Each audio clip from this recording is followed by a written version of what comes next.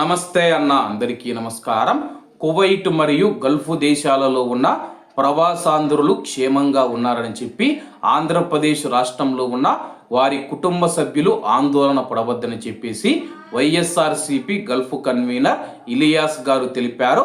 అలాగే వైఎస్ఆర్ కాంగ్రెస్ పార్టీ నూతన కమిటీల నియామకం కొరకు గల్ఫ్ దేశాలైన Kuwait, Saudi Arabia, Qatar, Dubai, Bahrain, Oman పర్యటన సందర్భంగా కువైట్, సౌదీ అరేబియాలో ఆ దేశాల కన్వీనర్ల ఆధ్వర్యంలో నూతన కమిటీ సభ్యుల సమావేశం నిర్వహించి Gulf co convener Govind Nagaraju గారితో కలిసి బెహ్రెన్ దేశానికి ఫిబ్రవరి 26వ తేదీన వచ్చి బెహ్రెన్లో 27వ తేదీన బెహ్రెన్ కన్వీనర్ ఓర్సు నాగరాజు గారి ఆధ్వర్యంలో నూతన కమిటీ సభ్యులతో ఆత్మీయ సమావేశం ముగించుకొని 28వ తేదీ రాత్రి ఒమన్ దేశానికి బయలుదేరే సమయంలో యుద్ధ వాతావరణం వల్ల ఎయిర్పోర్ట్ బంద్ చేయడం వల్ల ఇలియాస్ గారు మరియు నాగరాజు గారు బెహ్రెన్లో ఇరుక్కుపోయారు.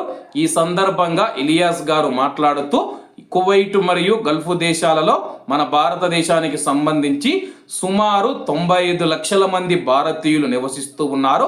మన ఆంధ్రప్రదేశ్ రాష్ట్రవాసులు సుమారు 25 లక్షలకు పైగా ఉన్నారని, అందులో ఎక్కువ శాతం వైఎస్ఆర్ కడప, అన్నమయ్య, ఉభయ గోదావరి జిల్లాల వాసులు ఉన్నారన్నారు. వైఎస్ఆర్ కాంగ్రెస్ పార్టీ అధ్యక్షులు మాజీ ముఖ్యమంత్రి శ్రీ జగన్మోహన్ రెడ్డి గారు మన రాష్ట్ర ప్రవాసాంధ్రులను సురక్షితంగా రాష్ట్రానికి పిలుచుకొని రావాలని చెప్పి రాష్ట్ర కేంద్ర ప్రభుత్వాలకు విజ్ఞప్తి చేశారు.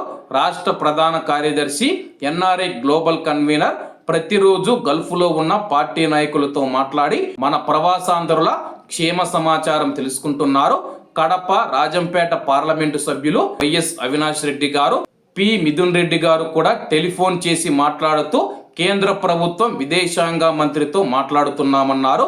బెహ్రెన్ కన్వీనర్ ఓర్సు నాగరాజు, మహిళా నాయకురాలు లక్ష్మి, నూతన కమిటీ సభ్యులు వి శివరాజు, శివారెడ్డి మా వరకు ఉండేందుకు వసతి, భోజన సదుపాయాలు ఎటువంటి లోటు లేకుండా చూసుకుంటున్నారని, గల్ఫ్లో అన్ని దేశాల ప్రభుత్వాలు, భారత రాయబార కార్యాలయం అధికారులు, ముఖ్యంగా గల్ఫ్లో ఉన్న ఆంధ్రప్రదేశ్ సామాజిక సేవా సంస్థలు కులమత రాజకీయాలకు అతీతంగా ఆదుకోవడం విశేషమని తెలుపుతూ మన రాష్ట్ర ప్రవాసాంధ్రులు అందరూ క్షేమంగా ఉన్నారని, వారి యొక్క కుటుంబ సభ్యులు ఆందోళన చెందాల్సిన అవసరం లేదని చెప్పేసి ఇలియాస్ గారు తెలిపారు. ముఖ్యంగా ఇలియాస్ గారు, గోవింద్ నాగరాజు గారు గల్ఫ్లో ఉన్న మన రాష్ట్ర ప్రవాసాంధ్రులందరూ యుద్ధానికి సంబంధించిన వీడియోలు సోషల్ మీడియా మాధ్యమాలలో దయచేసి పోస్ట్ చేయవద్దని చెప్పి విజ్ఞప్తి చేశారు. కాబట్టి అందరూ బాగుండాలి, అందులో మనం ఉండాలి. అందరికీ నమస్తే అన్న, జై హింద్.